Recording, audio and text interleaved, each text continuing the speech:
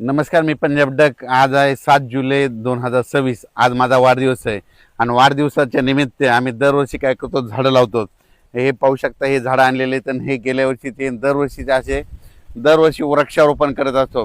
माझी सगळ्याला विनंती आहे, ज्यांचा वाढदिवस असतो, दररोज वाढदिवस असते कोणाचा ना कोणाचा तरी, लग्नाचा असो किंवा आपला स्वतःचा जन्म वाढदिवस असो, प्रत्येकाने एक झाड लावणं गरजेचं आहे. कारण की भविष्यामध्ये हे पृथ्वीचं जर तापमान असं वाढत जर गेलं तर भविष्यामध्ये ह्या अतिवृष्टीला धगपुटीला सामना करावा लागणार. म्हणून मग तापमान कमी करायचं असेल तर झाडं लावावं लागतील.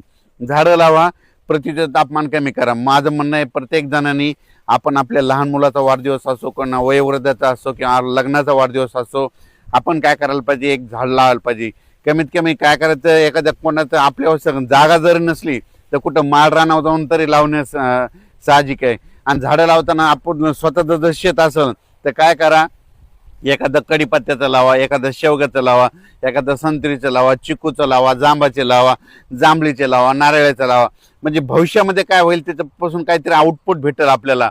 म्हणून भविष्यामध्ये माझं म्हणणं, एखादं बोरीचं लावा, म्हणजे आपल्याला बोरं देखील खायला भेटतील. म्हणून असे झाडं लावा आणि वाढदिवस साजरा करा. आम्ही देखील दुसरा खर्च न करता हे यावर्षी देखील दरवर्षी असं झाडं लावतच असतो, पण यावर्षी देखील लावलं. हे गेल्या वर्षी ते पाहू शकता, ही झाडं येतं आणि आता आम्ही वृक्षारोपण करणार आहोत. स्टॉप कर. Birthday to you, happy birthday to you.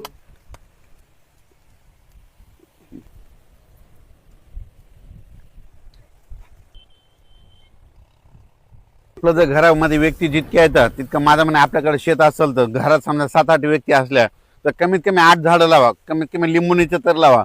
जीवनभर आपल्याला लिंब खायला भेटतील, जांब खायला भेटतील, बोरं खायला भेटतील, शेवगा खायला भेटेल, कढीपत्ता खायला भेटेल, त्याच्यानंतर संत्र खायला भेटेल, त्याच्यानंतर डाळिंबाचं एखादं लावा.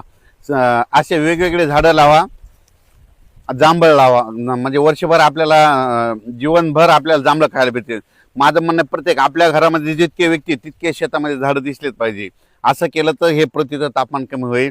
नसता भविष्यामध्ये ह्या जागतिक तापमान वाढीमुळे काय होईल, अतिवृष्टीला ढगफुटीला सामना करावा लागेल, गारपिटीला सामना करावा लागेल. म्हणून म्हणतो, झाडं लावा, पृथ्वीचं तापमान कमी करा.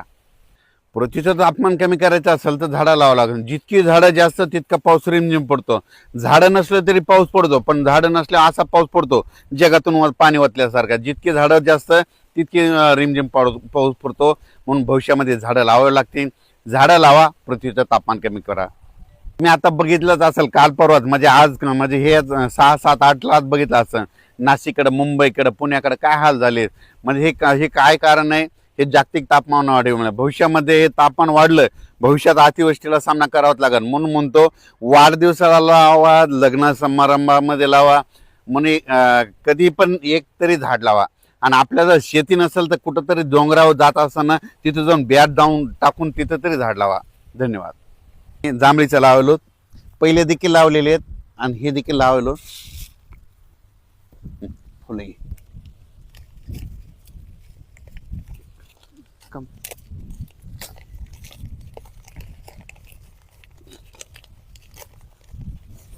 झाड हे निसर्गाचा संकेत येत आहे. या झाडाला उगत बदनाम केलं म्हणजे जांभळीच्या झाडाला जांभळं खूप लागले की दुष्काळ पडत आहे. उलट जांभळीच्या झाडाला जांभळं खूप लागले त्या वर्षी शेतकऱ्याला माल खूप होते. म्हणून सगळ्यात महत्त्वाचं हे कारण आहे.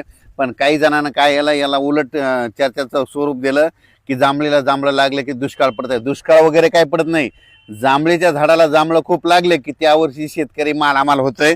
म्हणून यावर्षी बघा तुम्ही, जांभळीच्या झाडाला खूप लागले होते आणि हे आम्ही जांभळीचं झाड लावत आहोत.